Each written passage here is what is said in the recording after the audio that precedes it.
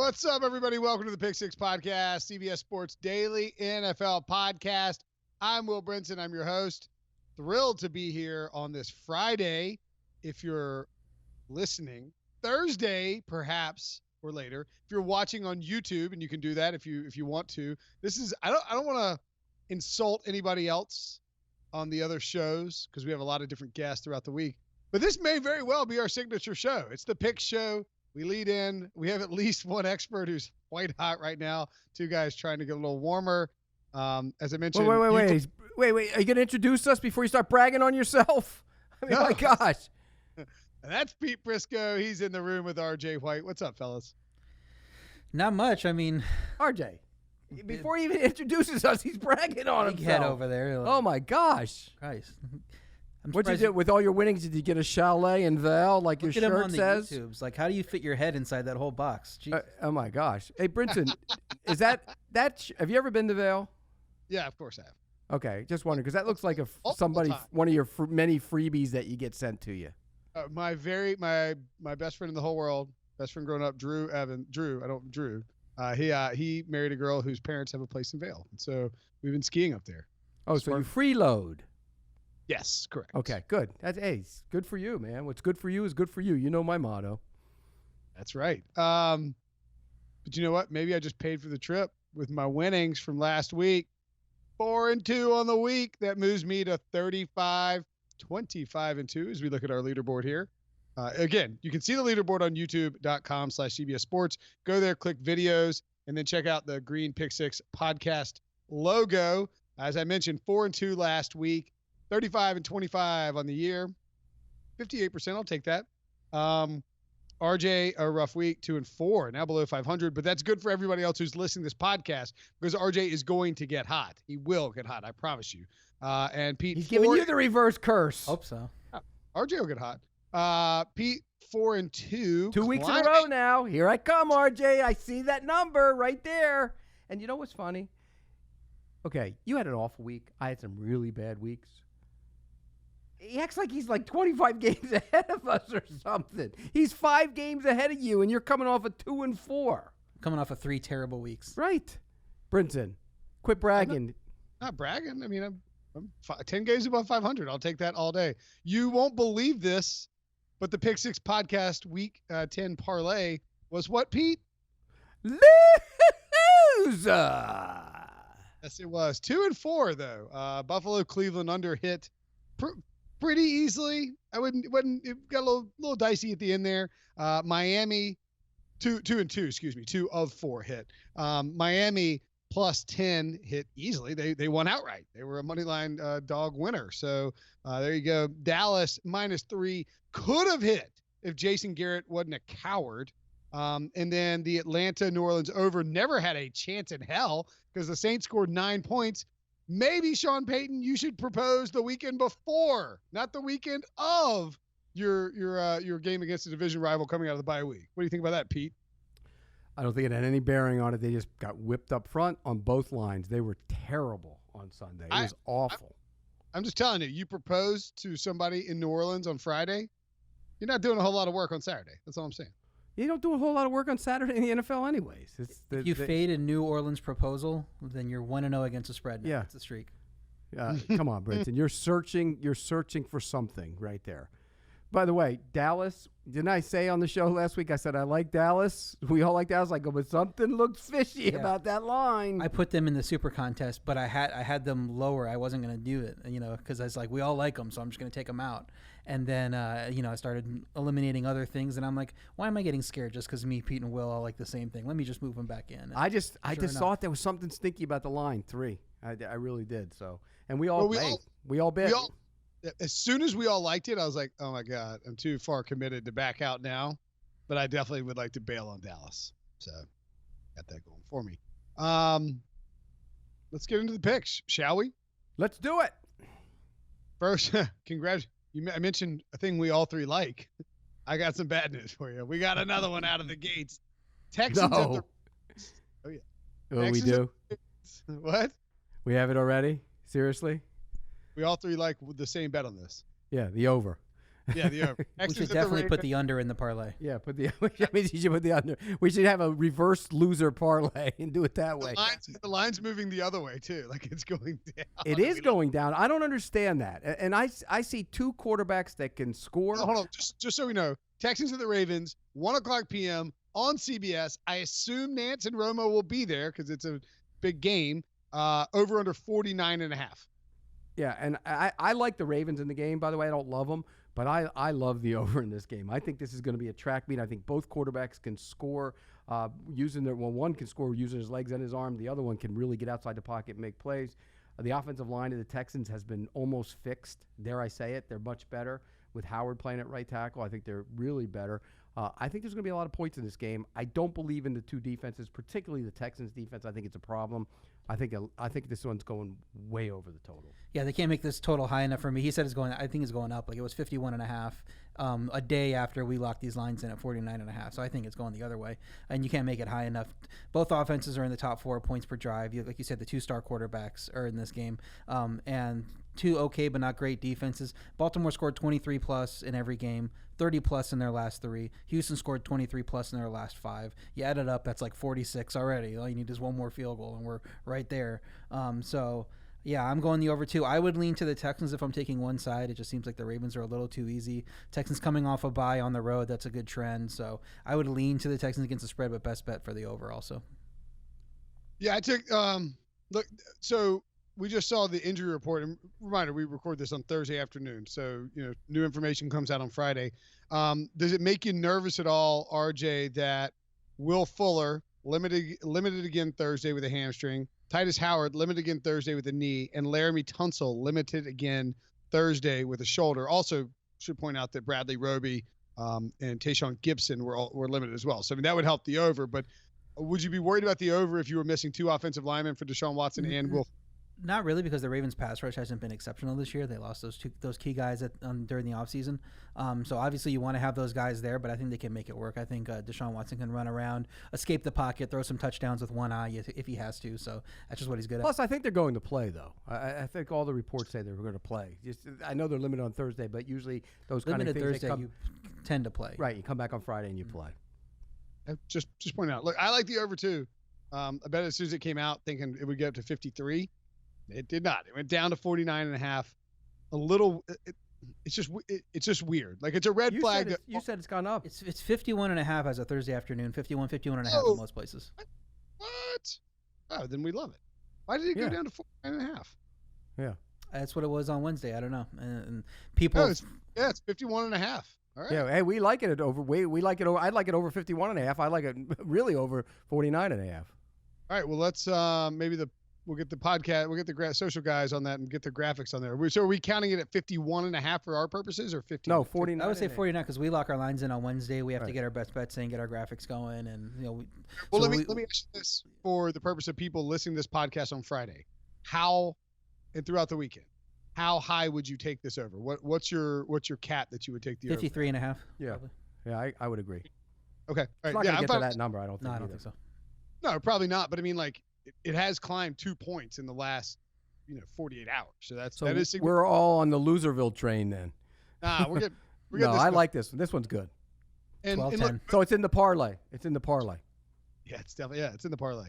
But yeah, I just wanted to make sure that people who are listening have actionable information. Because it's like, what the F good does 49.5 do you when it's 52? All right, I lean Texans too, mainly because I think Deshaun Watson would be capable of coming through the back door, and I think the Ravens are the better team. They like to run the ball physically, but Houston just plays well. And to me, this is not dissimilar. Did these guys play it in college? I think they did. They did. They had it was 42-37, and Deshaun Watson beat them late. Oh. We just talked about that on the show before, and he beat them late with 2 touchdown passes late. Jackson ran for 170 in that game. Well, that was the year before, obviously, Jackson won the Heisman, right? That wasn't Jackson. No, that was the year he won the Heisman. It was the year he won the Heisman. Oh, and then Deshaun left Clemson, and Jackson had 1 more year of eligibility because he won as a sophomore and then got picked apart as a junior. You're right. Wow.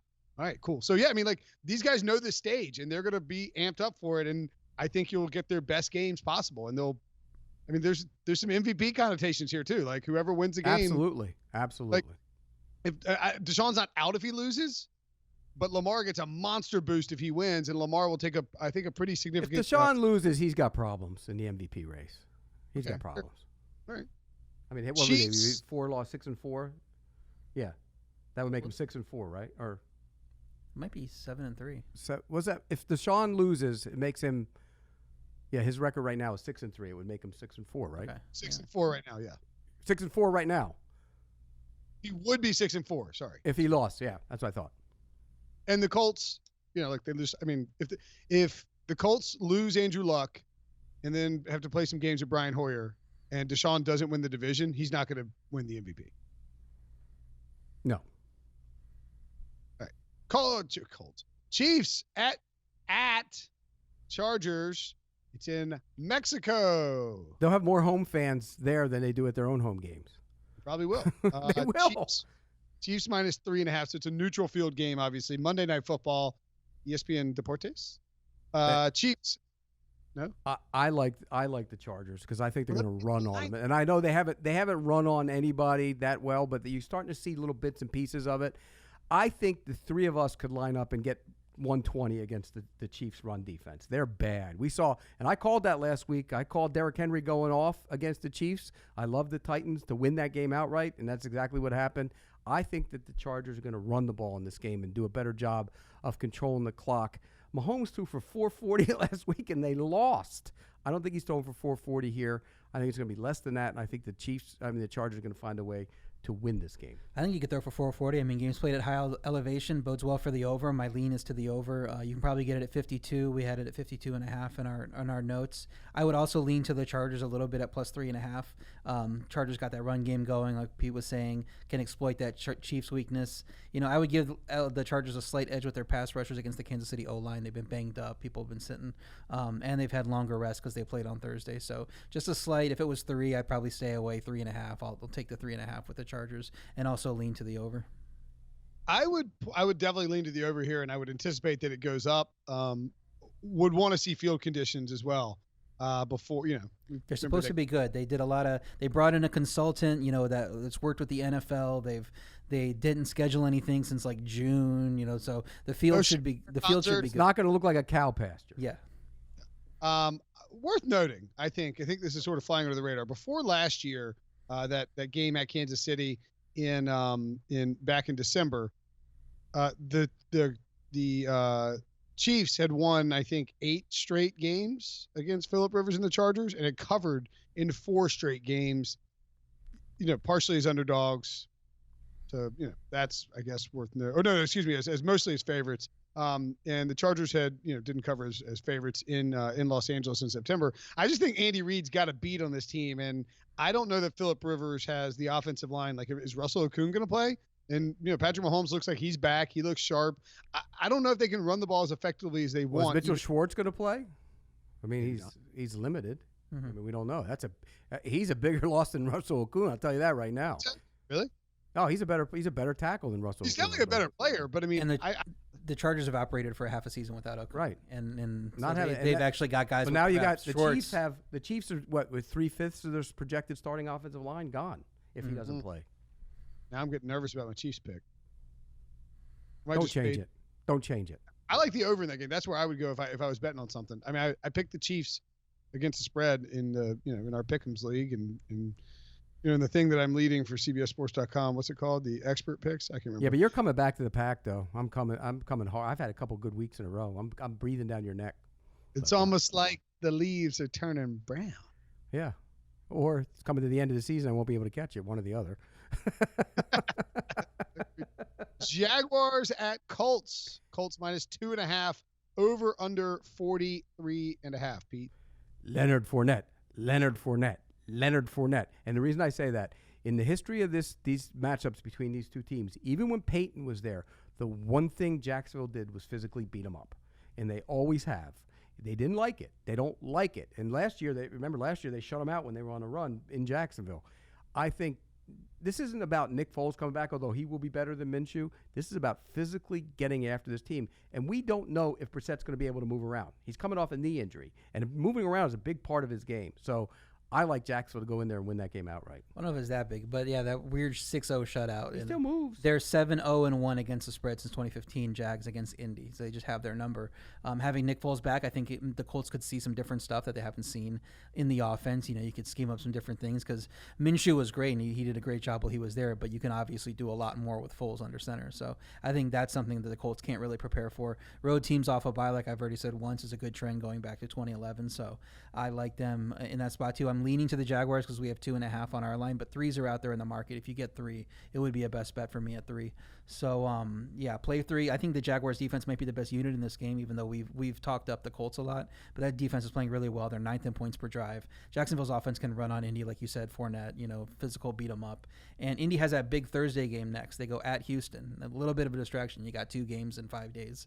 And that's obviously huge for the division. They've already beat them once. You beat them again, you're right there to win the division. So a little bit of splitting your attention there, and all of a sudden the Jags upset you. So I do think the Jags are going to win. The Jaguars' schedule, by the way, the next 7 games. I mean, you look at their schedule. It's if they win this game, then they go to Tennessee, which is always a tough game for them. Don't get me wrong, that's a tough game. But they got the Falcons. They have the Bucs at home. They have the Chargers at home. They have the Raiders. Are you talking yourself into a playoff run? No, but it's just that division. Look, think about that division right now. If they win this week and the Texans lose to the Ravens, that division's tight. That means there's probably not a good team in it. There's a lot of bad teams in it, but somebody bad's going to win the division. You're not wrong. I like the Jags here too. They're just getting the points in a game that's been fairly close. It's not like they've, blasted away. The Colts aren't blowing anybody out. The Colts play 1-score games, and it's going to come down to the end. They have a bad kicker, and Jacksonville, I think is they're gonna get some juice from getting Nick Foles back. Look at Brinson taking a shot at old Vinatieri. I like it. Yeah, he's by the way, you're right. He stinks right now. He stinks. There's no other way to say it. He stinks. You can't make it. He missed 6 extra points. He stinks. Make an extra point, man. Retire. He should have retired. Get him out of there. What would the phrase be? It can be, if you're old and slow, you must go. Yeah, but that doesn't matter when it's a kicker. He's old and a bum is what he is right now. He stinks. He's a Hall of Famer, but go away. If you're old and pull it, time to bite the bullet. Wow, I like it. Yeah, when he misses, by the way, he's not just missing it just left of the upright or just a little short. He's yanking them all over the place. Mm-hmm. All right, so the Jags have 7 games left on their schedule, right? This is like Nick Foles' time. He gets 7 weeks to just get gassed up and just make a run. What do you think? How many games do they win in their final 7? They can win every one of these games. They're not good teams. What is it? If all your kicks are a yank, it really means you stank. I still win that one. Keep trying. I got something for you. I'm a poet if I don't know. See, that's like rap lyrics. Stank. You can put anything in there. If you're a kick missing feller, we're gonna take you out back and shoot you like Old Yeller.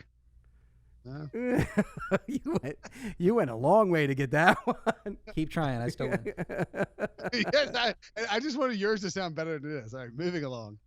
Let's get, since there's 3s all out there on the market. There's 3s all out there on the market. So let's get 3 in the parlay. Okay, 3. Oh, we're taking. We all like the Jags. Yeah. Okay. Oh yeah. Let's get 3 in the parlay. Yeah. By the way, do you guys see the end of that game last week? It's 4th and 10. He threw a 9-yard pass. It was great. What are they doing? Well, what about they called timeout before the 4th down play, and they did something. They went for the end zone on 3rd down. Yeah, get 4 yards on 3rd down, then run your 9-yard play. Yeah, there was a lot of botch coaching this week. Yeah, it's my fault talking up Frank Reich this podcast. Yeah, that's right. You said he was better than Mike Tomlin. Mike Tomlin doing a pretty good job. Right. This is when Mike Tomlin's at his best, by the way. Well, it's spoiler. We don't know what the hell. We're recording on Thursday. Well, we don't know. Yeah, right. You're right. But he's done a good job with that team. You don't want to be saying this and like Mike Tomlin went full. I don't care. I don't care whatever happens. He's done a good job. It was really weird how Cleveland scored 49 points in that game last night, and Tomlin resigned and turned in his badge, and he's gone now. Fired on Friday morning, and Pete's still talking. How many games do the Jaguars win in their final 7, Pete? At Colts. How many do they have to win to make a postseason run? 5 or 6? 6. 5. Five will get you to 9-7, and that could get you to the division. Depends on which one. Okay, you go through the schedule. You tell me which ones they're winning. Throw them out there. I think they're winning this week at Colts. Okay. So. Okay. At Titans, they'll lose after they beat the Colts. Okay. That's just how it happens. Buccaneers at home, they'll beat the Buccaneers. Right. Chargers at home. Chargers stink in Florida, so they'll beat the Chargers. 3-1. Yep. At the Raiders, they'll lose that game. You know what? They've traditionally had all kinds of problems on the West Coast, but they beat the Raiders twice on the West Coast, so it'll be tough. I think if I'm not mistaken, that's going to be the last home game for the Raiders at the stadium. They'll lose that one for sure. Yeah, they'll lose that one. Then at Falcons, they'll win that. They'll win that one. Maybe. And then they'll beat the Colts. It's at home. Yeah. So they get to 5-2. They get in. Maybe they'll be tied for the division lead probably. But if they tie the Texans, they lose because they lost to them twice. So. Losing that first game against the Texans is going to come back and bite. They all might be 9-7 though. I wouldn't rule that out. No. 9-7 is a potential wild card in the AFC for sure. All right, so we got Jags and Texans over so far. Think about that though for a second. We're sitting here saying, "Oh, they'll go to Atlanta and win," but they'll have trouble at Oakland. If we would have said that before the season, we would have been right. Yeah, Nuts. yeah. If you're right. Bears at Rams. Rams -6.5. The over under. A robust 40 points. Pete, you actually like the chalk here. I do like the chalk here in large part because that chalky number is so bloated, and there's a reason it's bloated. Remember, this is the Bears team that beat the daylights out of the Rams last year, kind of sent them on their bad path. I know they went to the Super Bowl, but the offense hasn't been the same almost since that game. I watched the Rams this morning on tape, and their offensive line has issues, but I think they're going to be able to run the ball on the Bears this week. And I think that'll take the pressure off Goff. And on the other side of the ball, I'm never taking Mitch Trubisky. I said it last week. He won. He beat the Lions. Kudos to him. I'm not taking Mitch Trubisky. I'll take Goff. I think he gets it going here. I'll lay the points. I don't know that he necessarily beat the Lions. They won the game, but Trubisky 3 touchdown didn't passes. really. Yeah, but they had like 220 yards. I know. 3 touchdown passes. Not great. Look, I don't think he's good. I would also lean to the Rams here on the spread. My best bet's under 40. Both defenses are in the top 5 of DVOA. Both offenses are struggling. That Rams offense with the O-line issues has been terrible against other top defenses like San Francisco and Pittsburgh. They could also have issues stopping the Bears' pass rush. Chicago's offense ranks 30th in net yards per pass attempt, 27th in yards per rush. They don't do either thing well, regardless of whether Trubisky got a win last week. Chicago beat that Detroit, but offense didn't look good. That D has really struggled too. So 220 yards against the Detroit defense is a lot different than 220 yards against like Pittsburgh or San Francisco. So I do think it's going to go under. This really feels like Rams win 23-6 or some just ugly game like that, 17-6. I'm with you. I love the under in this spot. That's one of my best bets. Of course, you'd love to see. Let's throw the under in the par. I mean, I'll throw it in. It's not one of my best bets, but we can throw it in the parlay because I agree with you guys. Let's get this parlay up to 6 or 7 so we can go 0-7 on it. The 40, by the way, is at -115 now too. So by the time it was at 41.5, maybe open to 42, and it's come crashing down pretty quickly. I still think anything.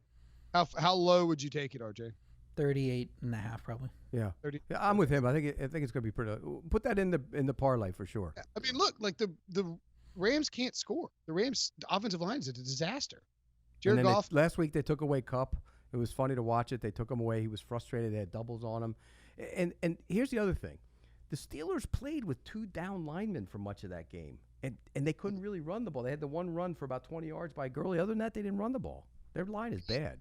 Pete, should we be worried about the Sean McVay genius thing? No, you should be worried about their offensive line. It's hard to call any plays when you don't have an offensive line. That thing is bad. Look, Andrew Whitworth's been one of the better tackles in this league for a long time. He's not even playing that well. Havenstein has played poorly at right tackle. The center, now you got a new center going in there. Not that the other one was playing that much better. Brian Allen wasn't playing that well. And the guards are average at best. And the issue isn't the line so much as it's the quarterback, because you can overcome a bad line if you have talent at quarterback. I mean, Deshaun Watson has been an excellent quarterback for the first 2 years of his career, and they hadn't got the line fixed until like basically this week. It's been trouble. But so you can overcome stuff if you have a great quarterback. Goff just needs everything perfect around him to have success. And it works. Like it's worked last year, it worked the year before, but once you start having issues on the O-line, then he can't pick up. Plus, he doesn't have Cooks, and that hurts him too. Mm-hmm. I mean, that does limit him, because then you can double Kupp and then say, Robert Woods, go ahead. And it's not like the tight end is he's a decent Everett, but that's not like he's a big threat. And they haven't run the ball that well. Mm-hmm.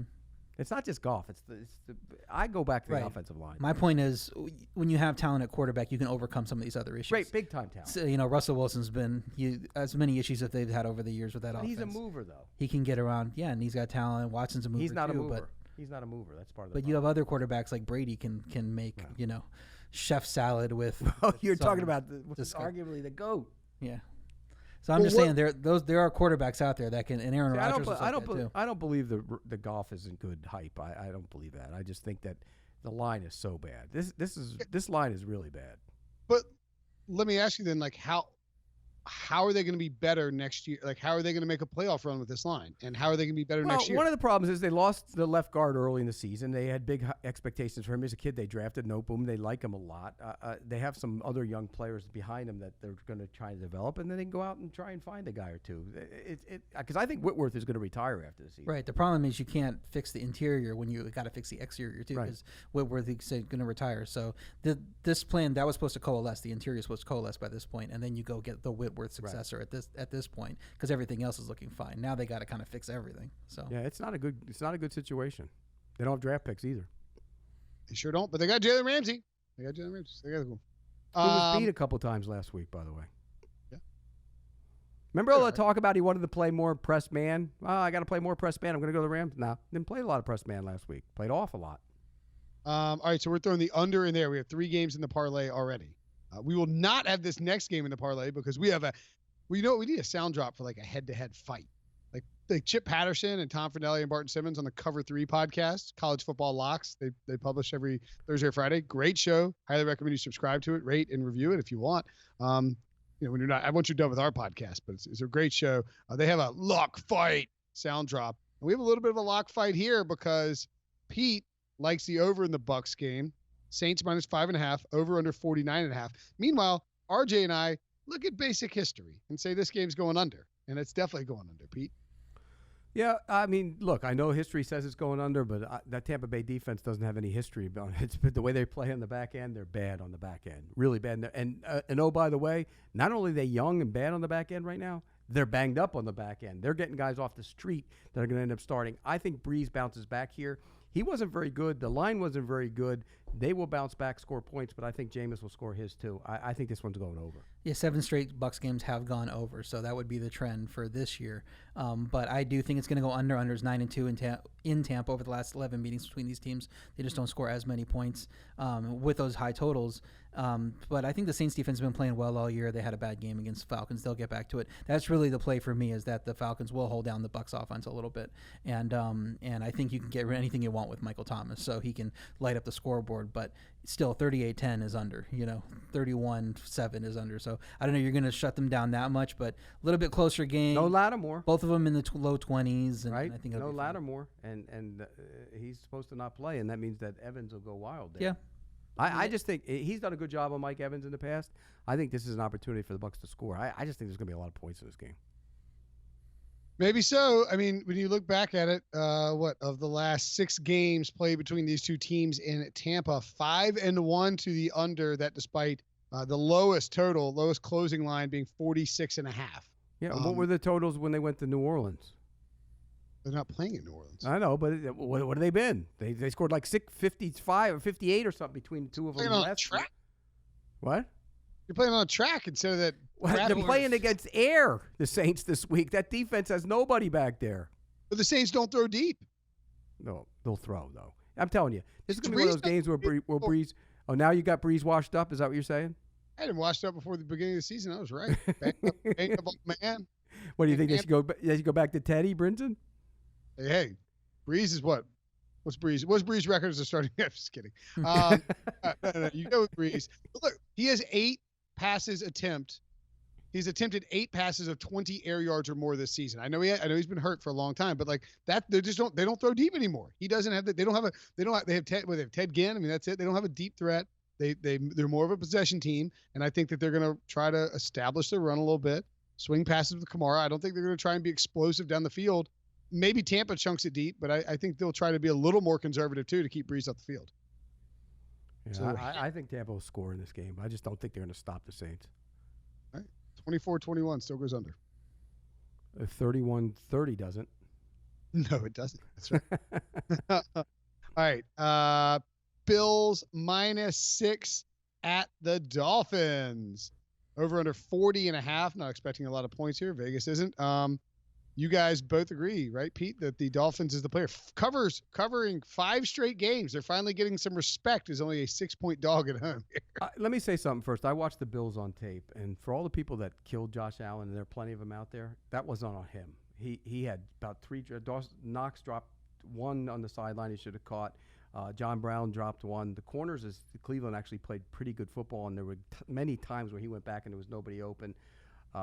He was late to Knox in the end zone on the one play, and I don't know if you guys saw that, but the fullback's kind of pointing at him. Mm-hmm. He's open, but I don't think he was designed to go that way, but he was late. Should have been a touchdown. He didn't get it to him right away. But this was more about the Bills' inability to get open and make guys win down the field, and that's a problem. And I think Miami's playing hard. I think Buffalo is a team, they play hard too, but I think Miami, you're going to give me 6 points in the Dolphins at home? I'm taking it. This Bills team doesn't blow anybody out. I'm taking the points. What if I gave you 7? Because for some reason the line crept up as a Thursday afternoon. I'll take 7. 6.5s across the board, and even a few 7s. So Buffalo's been pretty good on the road despite letting that Cleveland game slip away, but the line doesn't make any sense to me either. Miami is not the same team that was blasted in September. They've covered 5 straight. That's the hottest streak against the spread in the NFL right now. And they had their best game of the year offensively against the Bills. It was a 31-21 final, but it wasn't really because Micah Hyde returned the onside kick for touchdown. It was a 3-point game up until that point. Dolphins were leading it heading into the fourth quarter, 14-9. So it's not like the Bills were just running away with that game. 25th ranked offense in DVOA for Buffalo, 26th in points per drive. That Miami D has gotten better. They're playing hard for Flores. They're coming together. Yes, they played bad offenses during that run. I would say Buffalo is also a bad offense with guys dropping balls, can't complete things, can't get over 250 yards of offense. Man. So Buffalo hasn't been more than a 4-point road favorite since 2014. They were once that year, and then before that it was 2008. So one time in 11 years they've been more than a 4-point road favorite. You're going to make them 6.5, even against the Dolphins. I wouldn't take that because they're playing hard. I know you go back and rewatch those games, but you saw the play I'm talking about on the sideline, the stop day. So. Knox dropped it right in his hands. Yeah, Knox has some issues. He did miss McKenzie deep. He missed him, but he got a personal foul on his face on that play. But for all, like, the completion percentage can be so misleading when you watch the games because there are so many drops and guys don't win. And his line, by the way, the left tackle's had problems the last couple of weeks. And he got hit last week. And he's not great right now, but he needs help. They should have made a deal for, like, they should have got A.J. Green or something. Like, that's what they miss is that guy, that big linear receiver who can go out and do Since something. He wasn't trading A.J. Green for whatever reason. But you never know. Yeah, they should have. They need if they can go get a number 1 receiver in the draft next year. I mean, it locks everybody in. John Brown's a good deep threat as a number 2. You don't want Isaiah McKenzie running that because he's not a starting receiver. No. Cole Beasley's great in the slot. Right. So I mean, then it kind of opens up the whole offense if you have that number 1. Yep. So that's what they I really agree. need. But Miami wins this week. Not only covers, they win. I would say probably, yeah. I would think that they win too. I tend to agree. Do we want to get really greedy here and throw him in? I mean, like, I like the Dolphins. I just didn't want to make him a best bet. Yes, throw him in the damn parlay. Yes. All right. Should we make just really juice this thing up and make the Jaguars and Dolphins money line? Yes. We should. Do it. Yeah. Oh, what about? Oh, no, I got an idea. Let's do a separate one with the money line. Let's go down swinging. Let's do a 4-game because that'll be 6 games. That's too much in a parlay. Right. Let's do a 4-game parlay with the totals and the sides that we like, and then do a 2-game money line underdog parlay with the Jaguars and the Dolphins. Like it. We got to add another team into that too. We got to have one more. If you're gonna do 2 money lines, you got to have one that we like as a spread team. You don't have to, but it'd be more fun though. We'll get more money out of it. We'll get more out of it. Let's just look and see what the So if is that my last best bet? It is Jaguars, Dolphins. The Dolphins are plus 230 at home. That would pay 6.5, almost 6.6 to 1. Let's throw one more team in there, and it'll pay about 20 to 1. Just take the 6 and 6.6. What about? Doesn't have to be a money line parlay. It could just be a regular team. Let's just do a two team money line parlay. All right, let's do it. This is what we're gonna do. These are our parlays. We're gonna have the Dolphins plus 230 on the money line. Right. Obviously, we like the Dolphins with the points. And the Jaguars plus 130 on the money line. We like the Jaguars with the points as well. But you're going to parlay that. $100 would get you $659. Wow. That'll make up for all the 10 weeks of losing we did. On Yeah, the that would be the winner get you even parlay. That's what it would be. Right. And then our other, didn't we have 3 more? Am I crazy? Our other 3 were Wait, did I mess this up and we only have 4 picks? Yeah, I don't think we need another pick because we had the over in the Ravens game. Just take those 2 spreads, take the over in the Ravens and the under in the Rams. Right. There you go. And then just make that a 14. We'll play the spreads, and then we'll have a separate one with the money line. That's what we'll do, Brinson. Okay. No. We had the I'm just an idiot. All right, yeah, that's fine. Okay, so we'll do the 4. We have the Dolphins, Jags, Bears, Rams under, and Texans, Ravens over. Correct. We do that as a straight line spreads, and then we'll do the money line on the other thing. So we have 2 parlays. So we have 2 parlays this week for everybody. 2 winning parlays. They're winning this week. You're getting even. It's even Steven Day. Again, to be clear, the first parlay is Jaguars +3 at Colts, Dolphins +6 at home against the Bills. It is the over in the Rams Texans, which we have at 49.5, but we'll take anything up to Ravens Texans. 53.5. Yeah. 53.5. Yeah, we'll put it in at 50. I think 51 is what's out there now. 50 or 50. Well, we'll take it. If it goes up to 53, we'll take it. But up to 53 is fine. Yeah. And then the under of Bears Rams, which is currently 40, but we would take under anything 38.5 or higher. Pete, walk us through your best bets, which features some of those. All right. We got Miami in the money line. I'll take them with 6. I think they win the game outright. Love that one. Baltimore, Houston, we all agree on that one going over. I like the Rams, the Chargers plus the points in Mexico City. It'll be like a home game for them, actually. New Orleans, Tampa, over. I disagree with you guys on that one. We all like Jacksonville, and I'll take the Rams minus the 6.5. 5-1 looks good. Is that what it is? 5-1. So I can go like this? Yeah, 1-5. There you go. We'll go this way. There you go. Do it. 5-1. That's 1-5. 1-5. That's 5-1. You got to do that because that's how you got to 4-2 because you went 6 and what? You did. I got a 1 for you too, Brinson. I just can't put it up here. I don't know if we can blur out YouTube's. That'd be a lot of work. You know what? The last couple of weeks, I haven't said this, and it hasn't worked for me not saying it, so I'm going to say it. You're going rotten this week, Brinson. You're in the toilet, buddy. Didn't you just go 4-2? It didn't work for me. He's still winning though, and he's bragging. He comes on the air before he even introduces us. RJ, come on, that's disrespect. Yeah, I'm used to it with him. And Pete's little like fake snake skin of kindness falls right off. He's like, "You're going right." Oh yeah, it's gone. Brinson, you know why? Because you didn't even introduce us today, and you were bragging before you even said, "Hey, there's RJ, there's Pete. Somebody on this podcast is red hot." It's always that little chuckle. So there. Back at you. Was that Will talking or was it Pete? I couldn't tell. Brinson, Bobby Brinson, croquet and oysters dinner later on tonight. Can't have that in the bad weather though. Can't go outside with the oysters. I know, sad. And in fact, you know what? My parents are having their kitchen redone, so no oysters this year. No oysters for Thanksgiving? No oysters Thanksgiving. One thing before I get out of here. Are you driving around the state of North Carolina for Thanksgiving this year? Oh, no, that's what I'm saying. I'm off the hook because my father-in-law is going to come up on Saturday for the Carolina State game, so I don't have to go to Concord. My parents are having their kitchen redone, so I can't go to High Point. We're going one place, spending one night, and I might come back here and work on Thanksgiving Day. What about that? What about that? And you know what? What about the family? I give original Bobby Brinson a lot of credit here for scheduling a kitchen renovation around the holidays. Kudos, Bobby. That means nobody has to come to your damn house. Actually, I didn't even think about that factor. My dad Bob B might have done that because he kept pushing my mom back and back and back and back. And finally he's like, all right, let's go now. Until he's knocked out Christmas and Thanksgiving. He's smart. He's a smart man. He has to have nobody at his house. That's the best thing ever. I'm going to text him that right now when we go. Tell him he's the hero of this podcast this week. Your dad. We need to get his parlay. Yeah, we should get a hero of the week. Get somebody to sponsor a hero of the week. How about that? Bob's winning parlay is no Will and no what's your brother's name? It's Charlie. No Will and Charlie. Charlie and Will out of there for Thanksgiving. That's a winner. But you know what? Don't worry.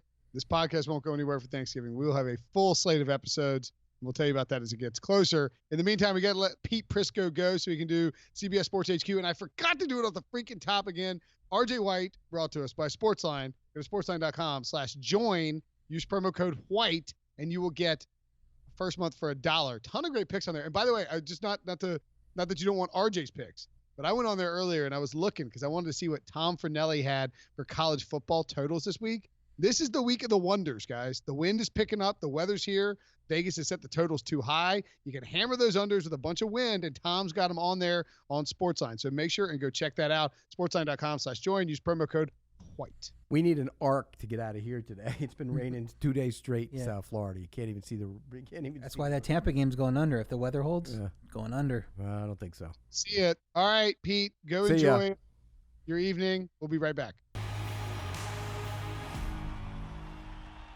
All right. Pete has left us. He has left us forever, or at least till next week. Prisco has left the building, something like that. RJ, we got 7 games to get through. We already gave it out the parlay. We'll remind you about it at the end, along with the best bets. So listen to the whole show if you want those. First up, though, Patriots at Eagles. Over under 44.5. Am I a sucker, RJ, for loving the Patriots in this spot?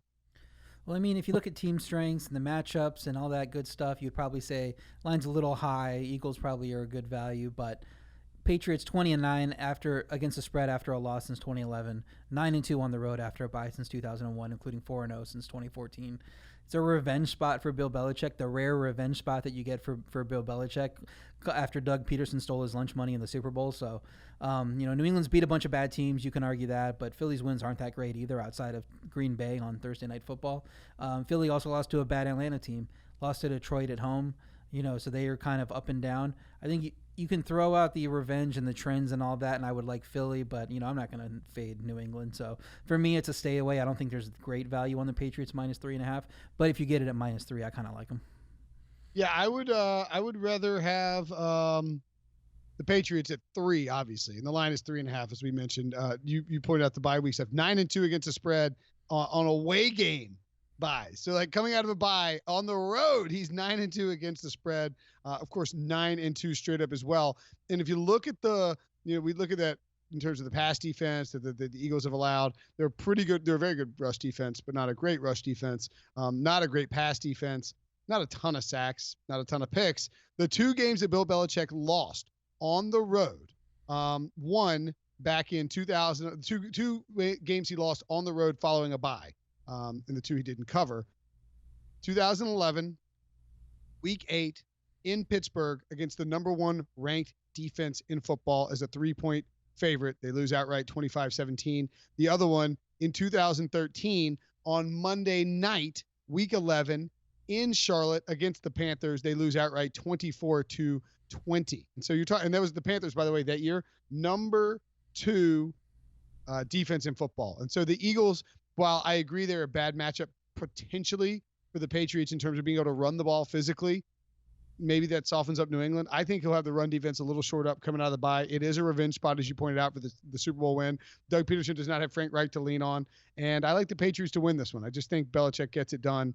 I mean, I'm getting a field goal with an extra hook with Bill Belichick. I'm probably a sucker.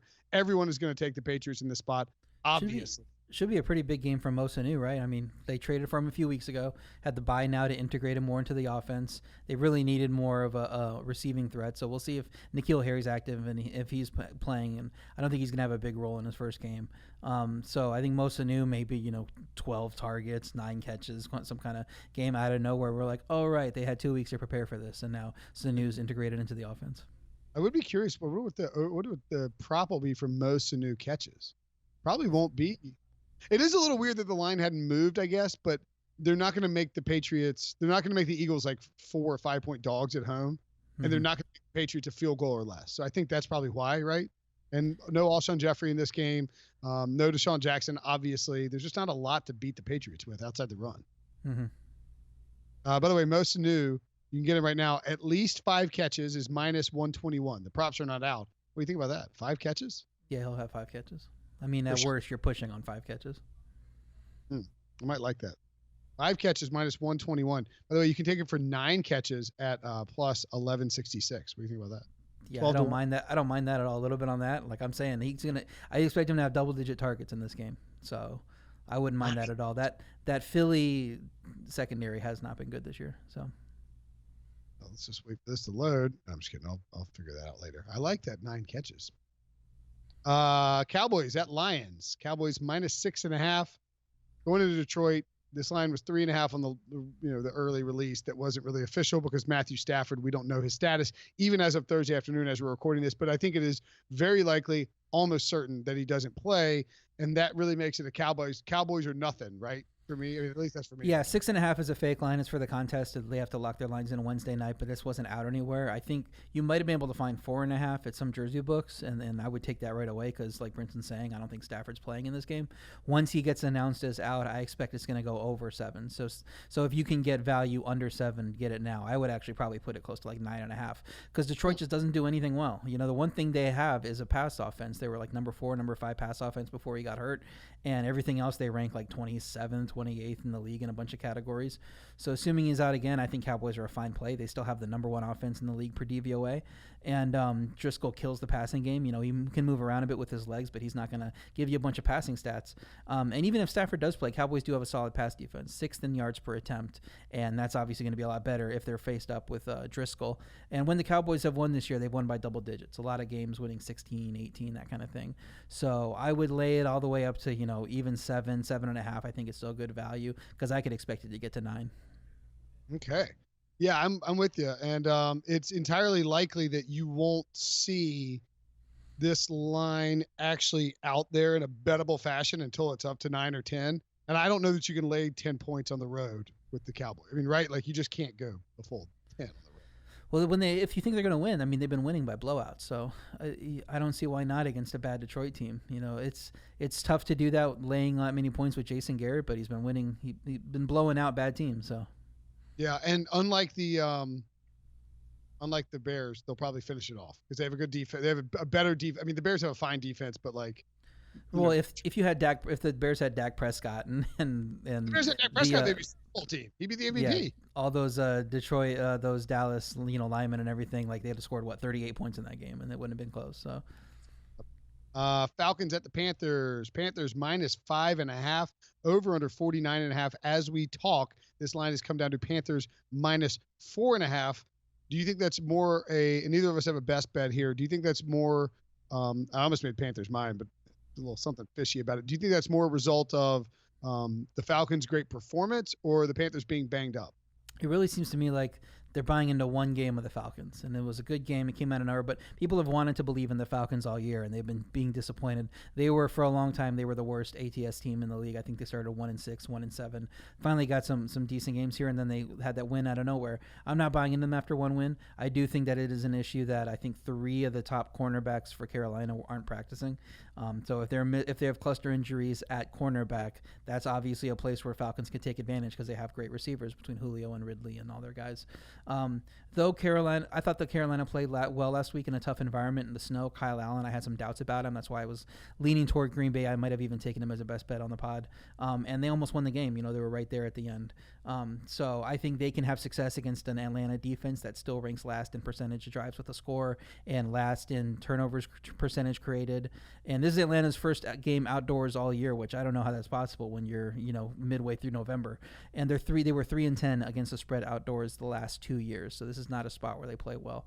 So I think Carolina should be able to run on Atlanta's defense. I do worry about Matt Ryan getting the backdoor cover if those corners are missing the game. So that's the only, if you can get it low enough down to 4, 3.5, then I'm less worried about it because there's, less room to work there. But if we were talking 5.5, which is where I locked in for the podcast, that's why I kind of pulled back. They were a best bet for me for a little bit. I kind of pulled back because I can see that backdoor happening.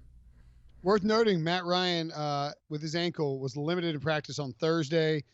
Didn't practice on Wednesday. We'll see what happens on Friday. I would imagine he's a full practice. Like that seems like a ramp up type of situation, and that may be why the line dropped as well.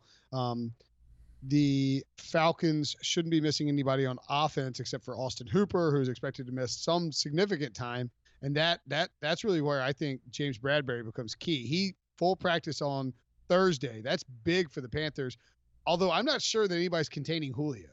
I don't know that anybody's slowing down Julio, James Bradbury or not. I mean, Julio might have a monster week. And they're missing Freeman too on that Atlanta offense, so it's not like they're, we talk about injuries sometimes with the other side, but it is going to affect you. I think Austin Hooper had like the most tight end points in fantasy, or at least was averaging the most last time I checked my league.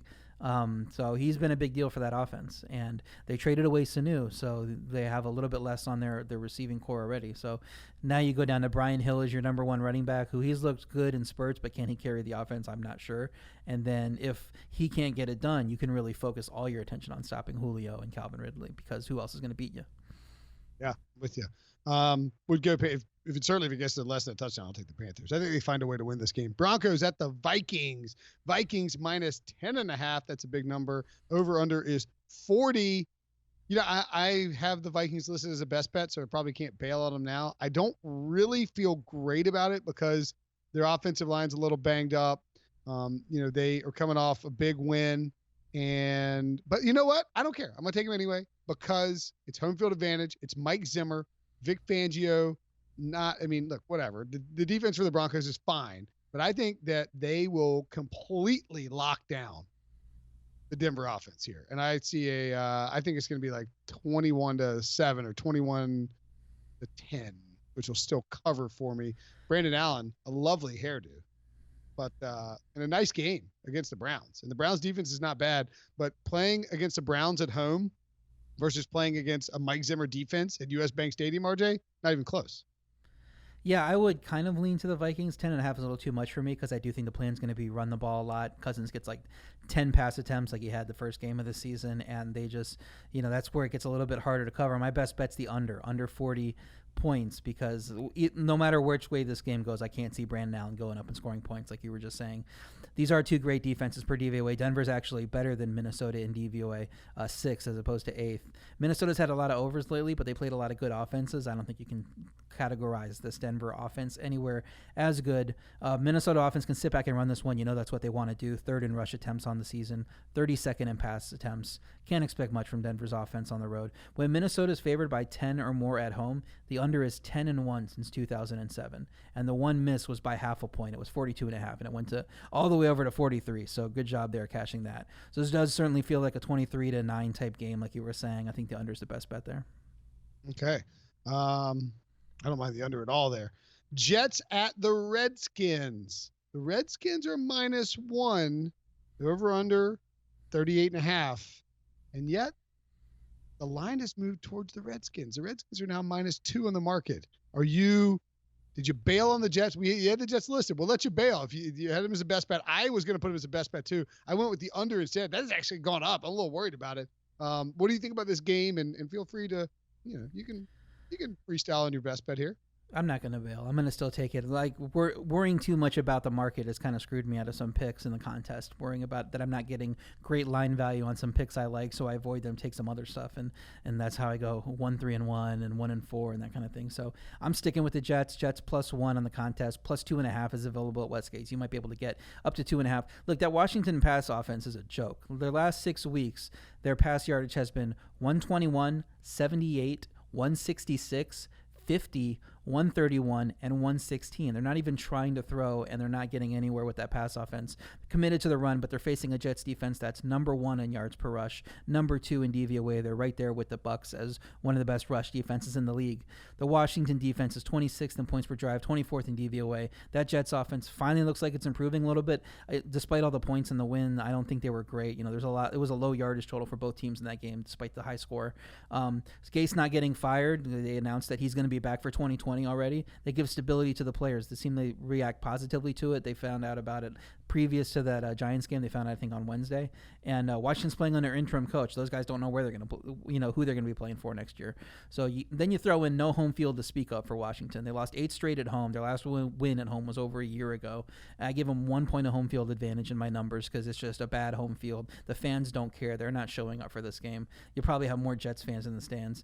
And, I think the Jets win. They really had some positive signs last week, so I don't know why you wouldn't take the Jets here. I don't know what the market's seeing to bet up the Redskins. It might be be a little bit. Sometimes you see in the middle of the week, once they raise the limits a bit in Vegas, you get some max bets from professional bettors, and then they adjust the lines to build off of that, and then those guys will come in hard on the other side and get their bigger bets on when you raise the limits more towards Saturday and Sunday. So that might be what we see, and then the line comes back down, and it ends up being a pick 'em by Sunday. So who knows what's going to happen. Something stinks about this game, I'll tell you that. And you know what it might be is that, but here's the problem is like, do we really think the Redskins are going to not run the ball and just start passing the ball with like Dwayne Haskins and Terry McLaurin? I think McLaurin could catch a long touchdown pass. That wouldn't surprise me, but like Bill Callahan has been hell-bent on running the ball, shortening games. He's not going to stop doing that, and just because the Jets are better against the run and actually pretty good against the run and terrible against the pass, he's not going to change his philosophy. So I'm with you. I think I like the under in this spot. It's a really low number. That's the only reason I stayed away from it. You know, Dwayne Haskins drops a ball and Jets Jamal Adams scoops it up, scores, and all of a sudden it's a 40-point game instead of 34, and it ruins your under. Yeah, there's a chance. It's going to be cold. It gets a little warm. It's going to be real cold in D.C. coming in that morning. The temperature's supposed to get up to like 41 or 2. Wind at 12 miles an hour. If the weather changes and we get rain and wind in D.C., love the under. But let's see how that plays out. Cardinals at the 49ers, a rematch of a game a couple of weeks ago. 49ers minus 11. Over under 45. I was looking in the CBS Sports office pick'em pools, because you know those lock really early, like Tuesday.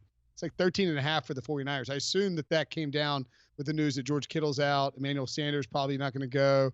The Cardinals, the 49ers on a sort of a look-ahead spot. The Cardinals played them recently. You think all that factors into the line dropping?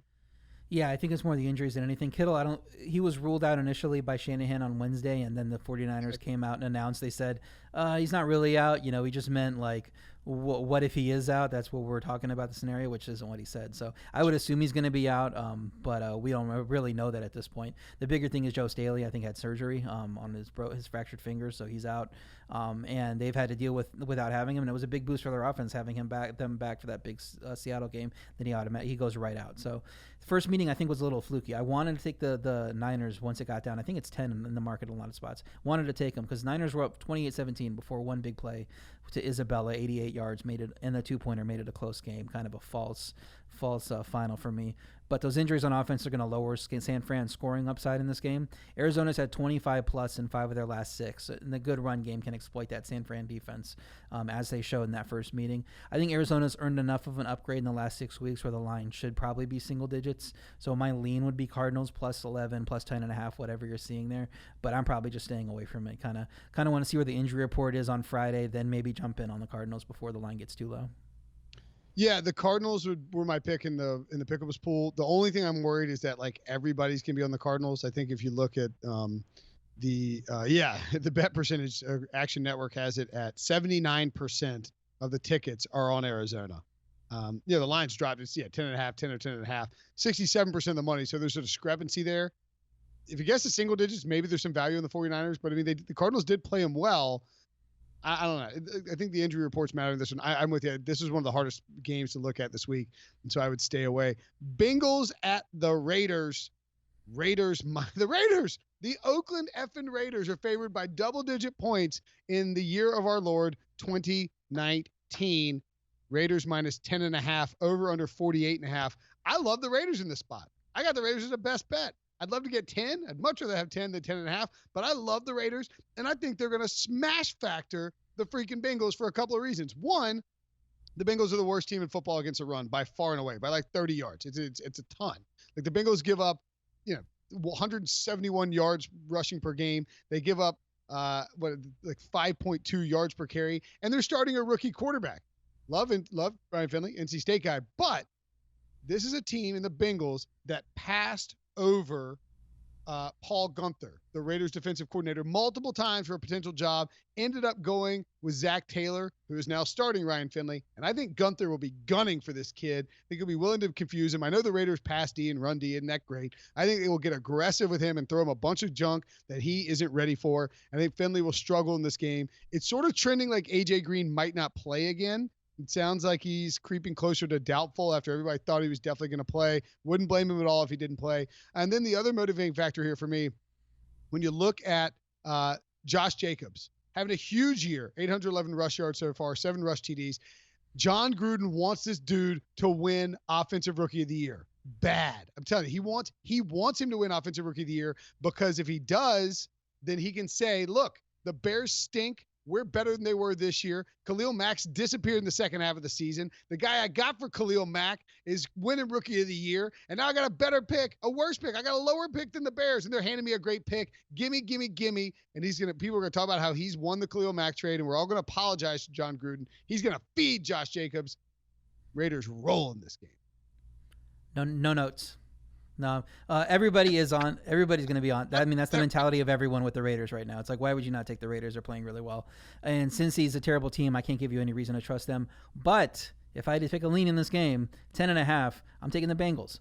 Oakland's defense is terrible. 29th in DVOA, 31st in points per drive. Coming off a rare good performance, I don't think that holds up. And they we didn't believe in the Colts last week when we said take the Dolphins plus 10.5, 11, whatever it was, because the Colts don't beat anybody more than 7. The Raiders haven't beat anyone by more than 8. I don't think you can trust them to keep the back door closed, not even against Ryan Finley, not even if A.J. Green sits, which it looks like is going to happen. Since he had no chance of keeping up with that Baltimore offense, but they did run well. It looked like during the bye they figured out something with the run game, and they were able to have success with it. So if you can do that and to kind of shorten the game a little bit and get some success running the ball against an Oakland D that has not been good, and then you can get hit a little bit, Tyler Boyd, Tyler Eifert, all these guys, they have some weapons in the passing game. Keep the pass rush off Finley just a little bit, use his mobility. I think it could be a little bit closer game. We did see they played close games unexpectedly early in the year. I think they can get back to that. This seems more like a 6 or 7 point game than a 14-point game to me. So I would lean to the Bengals, wouldn't make it a best bet, but you just know nobody's going to take the Bengals in this spot, and this is why you should be taking them here. All right. Please don't do that. You're making me feel bad about this bet. I like the Raiders. I'm taking lay all the points, Brinson. That's why you're winning the contest. Lay all the points. All right. I know. I went from. I know. I'm like going. I'm anti-sharping. I'm squaring. I'm squaring. You gotta know when to sharp. You gotta know when to square. One of those days is coming up. I have taken a lot of favorites the last 2 weeks because it just felt like we were about to have one of those weeks where the public just cashes big time in Vegas. Did not happen. These underdogs are still killing it. None of these public sides are hitting, so I'm off that now. Give me the Jets, give me the Dolphins, and I'll just ride with it. Yeah, be careful now, RJ. Might flip on you. Pete Prisco's best bets for Week 11. Speaking of the Dolphins plus 6 against Buffalo. The Houston-Baltimore over 49.5. The Los Angeles Chargers plus 3.5 against the Chiefs on Monday night. The New Orleans Tampa Bay over 49.5. Jacksonville plus 2.5 at Indianapolis. And the Los Angeles Rams minus 6.5 on Sunday Night Football against the Chicago Bears. RJ, who are your best bets? What are your best bets? I also have Miami plus 6 versus Buffalo. I think that's a great one. Take the under on Tampa Bay, New Orleans, 49.5 against Pete there. Denver, Minnesota is going under 40. The Jets are going to win at Washington. Houston, Baltimore games going over 49 and going over 51 too, which is probably what you're seeing on the market right now. And then Bears, Rams under 40 might be the best one of the whole slate because they're not scoring points in that game. All right, and my best bets are the New Orleans, Tampa Bay under 49. Minnesota, I've got 2 10.5 point favorites on here. Minnesota minus 10.5 against Detroit. Oakland minus 10.5 against Cincinnati. Ay. If you can find somebody else for a good teaser, that would work too. You can expect to see that in your inbox on Friday afternoon, RJ, involving those 2 teams. The Redskins, Jets under 38.5, a very low number, but they play fast and run the ball. Houston, Baltimore over 49.5. That's a consensus pick for all of us. The Patriots minus 3.5 at Philly. Hello, I'm shoveling chalk in my face this week. And the Bears, Rams under of 40. So let's get to the 2 parlays as well. Parlay 1. These are all sides or totals. No, we have a money line parlay as well because we like it. Parlay 1 is the Houston Texans, Baltimore Ravens over. We would take it up to 53.5. Prefer obviously 50, 51, something like that. The Rams under 40. Take it down to 38.5. Anything higher than that, you can take the under on it, but you obviously prefer 40. Miami Dolphins plus 6. And the Jacksonville Jaguars plus 2.5, prefer plus 3. And then parlay 2, it's a money line underdog parlay. Jaguars, Dolphins pays out almost 7-1. let's get that cash this week, RJ. We're hitting both parlays this week. Which underdogs are losing by like 40 points to cost us the parlay. Yeah. I like that when you saw my best bets, you took like the 3 of my totals, so I can't catch up to you. You're basically shutting me out from coming back. That's why I replied to you individually first and said we were on 3 of the same one. Sure. I did. You can go read my picks, which were published before you sent that article, and it will say I like the over in this one. I like the under in this one. I don't read your articles, Brinson. I don't blame you. It's a slideshow. Why would you click the slideshow? 2019. Here for the page views. All right. We are also here for the reviews. If you like reviews, leave us one on Apple Podcasts. We appreciate everyone who does it. 5-star, toss it in there. Say something nice. Say something funny. We'll read it on the podcast. Maybe tell us what character. I don't know. Make fun of Pete Prisco or something like that. Subscribe to our Facebook page, Pick Six Podcast on Facebook. Follow RJ White on Twitter, RJ White1. Go to sportsline.com/join. Use promo code White. You'll get your first month for $1. And we will talk to you guys on Monday morning. See you, RJ.